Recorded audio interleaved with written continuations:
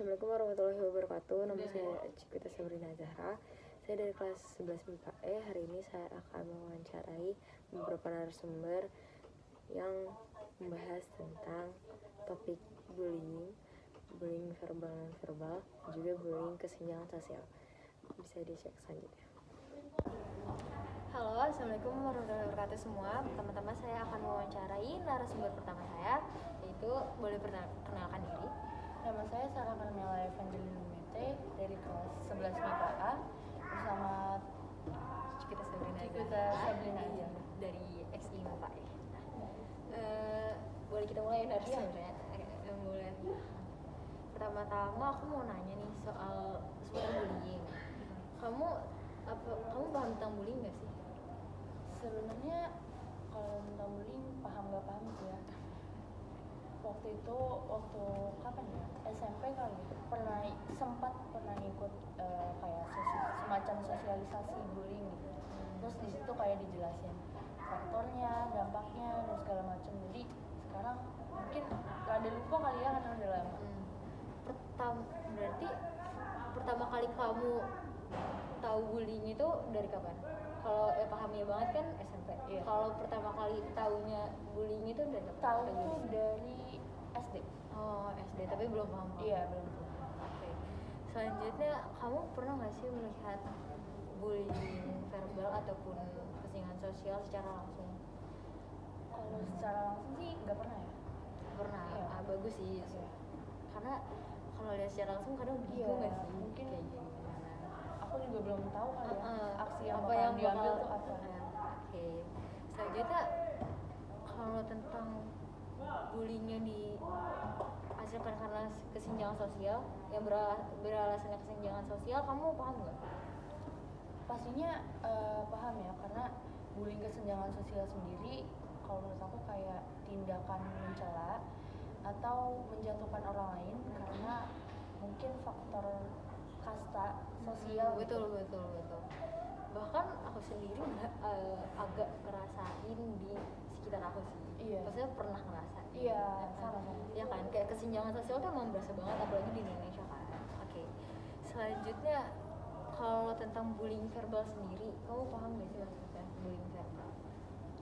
Bullying verbal mungkin kan kalau yang aku paham ya ada bullying verbal dan non verbal. Ya. Kalau dari bullying verbal mungkin kalau menurut aku kayak tindakan yang dilakukan secara langsung gitu. Dan merusak biasanya bisa merusak fisik korbannya langsung. Betul banget ya.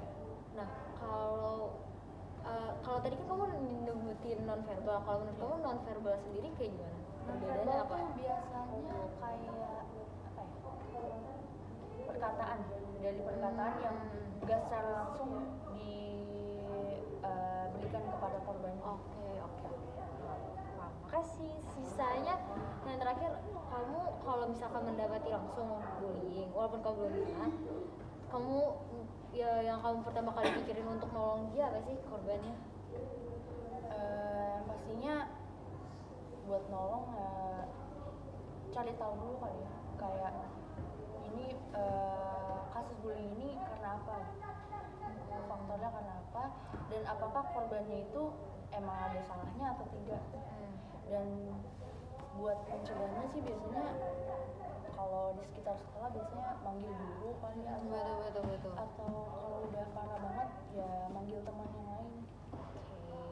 Makasih Sarah atas jawabannya. Terima kasih. Mungkin bisa kita tutup narasumber pertama kita. Makasih semua. Halo semua, wawancara kali ini saya akan mewawancarai narasumber kedua kita, yaitu Saya Sofi Rebrianti yang punya bersekolah di lain sekolah dari Cika. Oke. Aku akan mewawancara kamu sekarang ya. Oke, pertama-tama kamu paham gak sih tentang bullying? Saya paham karena sebelumnya saya sudah sering mendapatkan sosialisasi dari berbagai webinar serta dari guru saya sendiri. Oke, dan kapan pertama kali kamu mengetahui tentang bullying?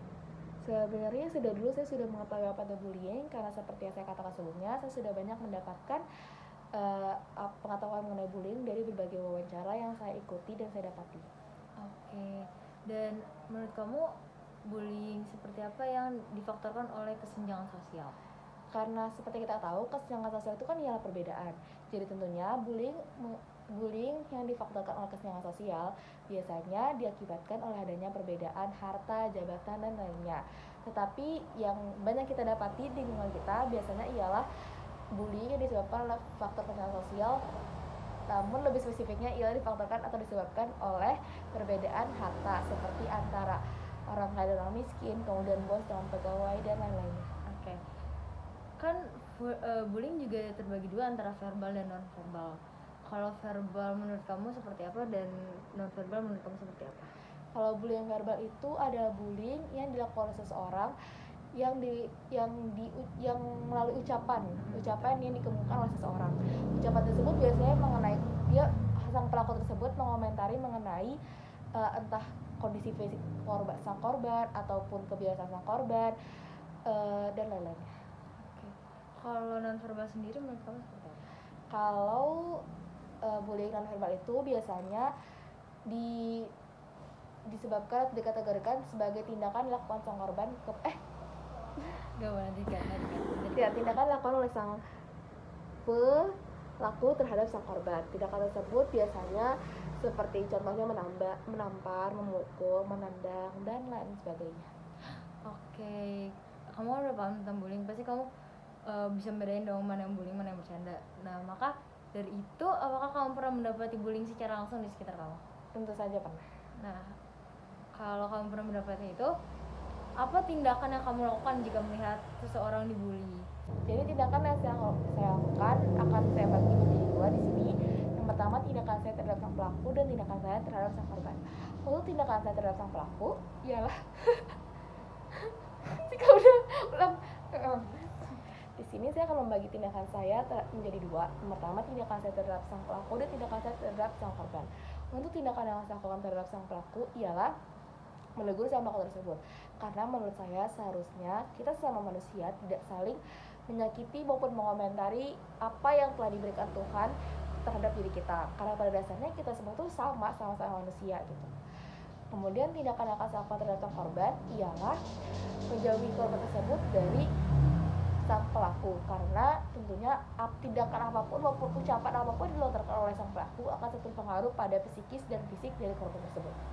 Oke, baik. Terima kasih atas jawabannya untuk wawancara ini, Vira, dan kita akan lanjut ke yang selanjutnya. Dadah. Oke, selanjutnya kita lanjut ke narasumber ketiga.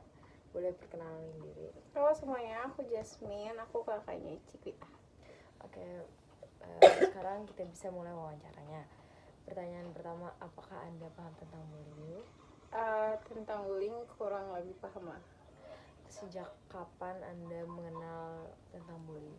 Sebenarnya kan bullying itu udah common things ya, udah hal yang bukan biasa, maksudnya banyak dikenal gitu loh. Walaupun itu hal negatif, tapi banyak orang yang secara nggak langsung posting tentang itu, jadi pasti banyak orang yang aware tentang itu. Betul. Oke.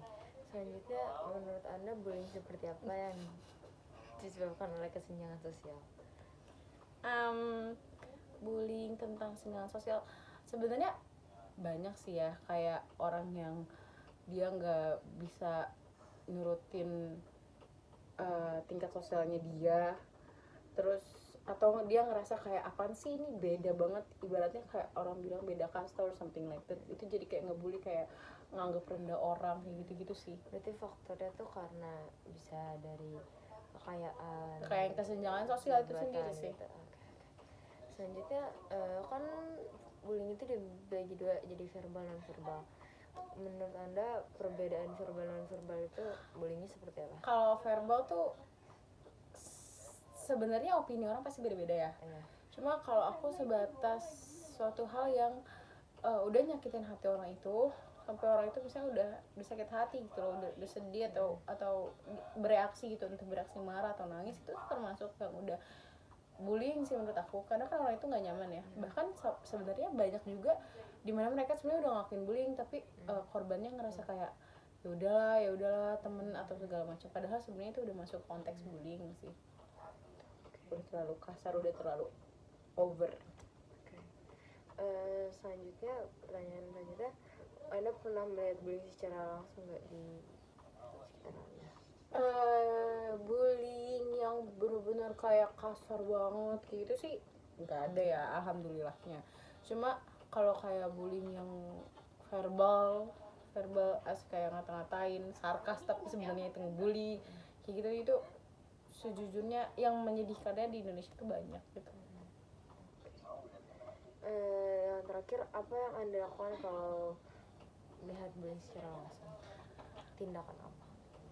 Pastinya awalnya gimana ya, selaku manusia satu sisi kan kita tuh pasti ngerasa kayak aduh ini apaan gitu kan, kadang tuh nggak mau ikut campur, nanti takutnya ada yang salah gitu atau emang orangnya salah segala macam. Tapi ya selaku manusia ya kan kita diajarin tentang namanya hak asasi manusia dan juga segala macamnya, ya pasti ya dibantu lah sebisa mungkin gitu.